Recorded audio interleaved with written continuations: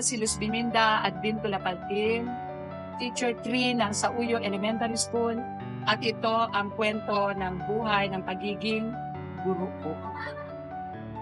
Start ako dito sa Sauyo Elementary School na September 14, 1995. Umpisa ang teaching career ko.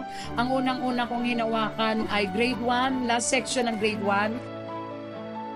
29 years ng pagtuturo ko. So, parang wala akong pinagsisisihan eh.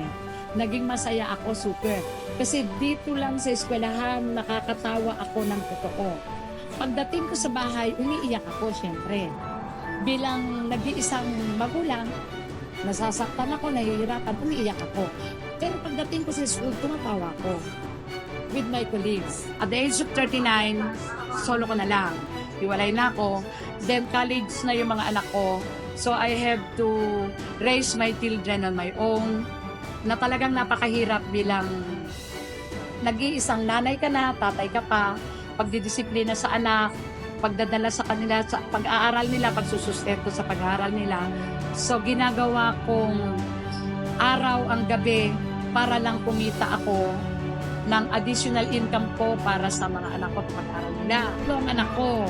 So gusto kong makatapos din sila sa pag-aaral, katulad ko. So para nakatapos naman sila, yung isa nga teacher na ngayon sa Tandang Sora National High School, ma-teacher siya doon. Then yung isa architect at yung isa engineer. Bago ko sila napalaki ng ganyan, patakot-takot na hirap ang pinagdaanan ko.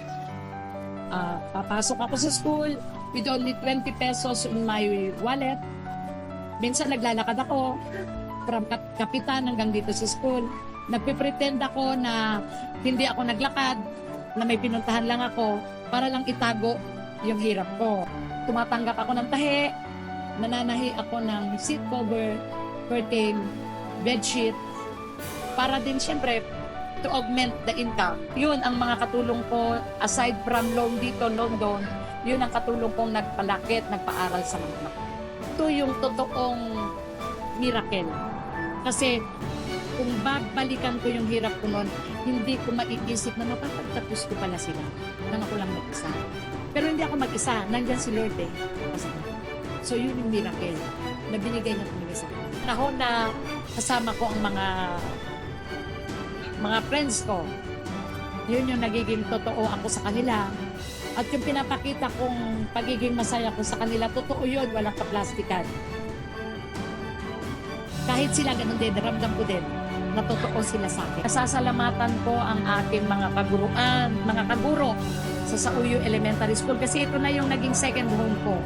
Sauyo is my second community. Sauyo Elementary School is my second home. At ang mga kako-teacher ko ay mga, hindi ko sila tinuring na kako-teacher lang o kaibigan eh. Ang turing ko sa kanila kapatid. So kung meron man akong nasaktan sa kanila, humingi ako ng sorry. Yung mga tumulong sa akin, thank you very much. Basta lahat sila, lahat ng ginawa nila sa akin, be it mabuti or what, nakatulong sa akin yun eh, na naging takot ako, na naging ganito ako. Pero masaya ako. Grade 2 family ko, masaya ako dyan. Talagang sila yung pinahalagahan ko ng gusto. Kaya nga sabi ko, kung magre-retiro ako, dito na ako sa grade 2 magre-retiro. Kasi masaya ako sa kanila. Sila yung nagpapatawa sa akin. Sila yung nagyayaya sa akin. Tara, tilos na tayo doon. Kaya minsan, kahit na ayaw kong sasabihin ko sa kanila, tara, kain tayo sa labas. Kasi doon lang ako nagiging masaya. Fulfilled ako sa buhay ko bilang ako. Fulfilled ako sa buhay ko bilang guro. Kaya magre-retiro akong masaya. Because mahal.